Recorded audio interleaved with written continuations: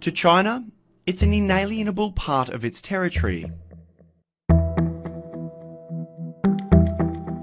But for many in Taiwan, there's a growing sense of national identity.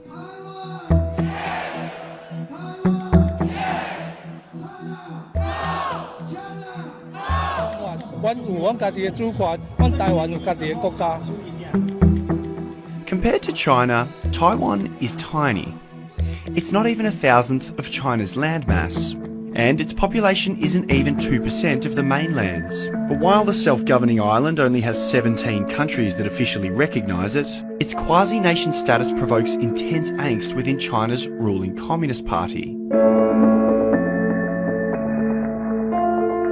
The uneasy peace that has prevailed since Taiwan split from mainland China in the wake of the country's civil war in 1949 appears to be on precarious ground. Beijing has been ramping up a relentless campaign to try and persuade countries and businesses alike to accept Taiwan is a part of China. And earlier this year, Qantas was one of many airlines who bowed to Chinese pressure to label Taiwan a territory and not a country.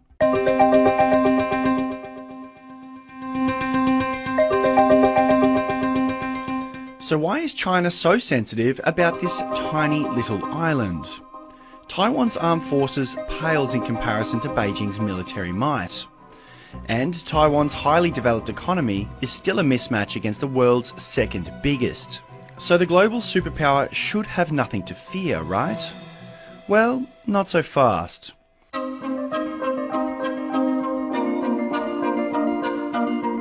Experts say the reason Taiwan produces such intense anxiety amongst China's ruling elite is because it represents a vision of what the mainland could be, a thriving, progressive democracy of ethnic Chinese. And that vision could be an existential threat to the Chinese Communist Party. Beijing expends untold amounts of energy at preserving one-party rule by tracking and cracking down on dissent. And Taiwan's emerging status as one of Asia's leading democracies poses a direct challenge to the authoritarian regime in Beijing. And Taiwan is not alone.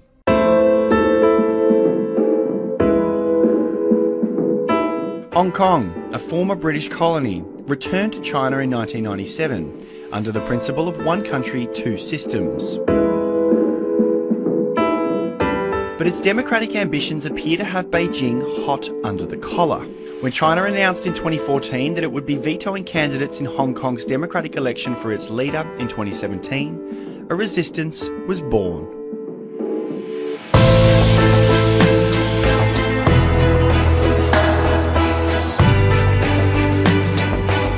A pro-democracy protests known as the Umbrella Movement sprung up in defiance. Traffic coming through here, but it's really divided the protesters because most people here are saying let this traffic go through. But it was forcefully suppressed, and many of its leaders are now on trial.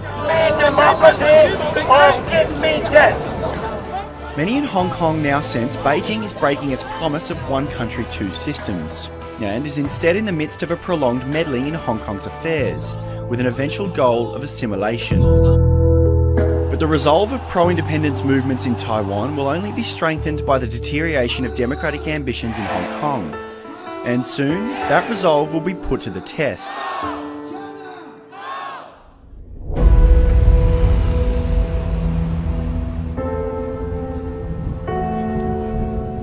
Taiwan is about to go to the polls for its midterm elections. And the vote will be a test for the country's independence-leaning government. Also among the issues at stake is a referendum for the name Taiwan to be officially used at the Olympics, instead of the Beijing-approved Chinese Taipei. Now, it may not sound like a big deal, but to anxious minds in Beijing, that move would demonstrate Taiwan asserting its autonomy.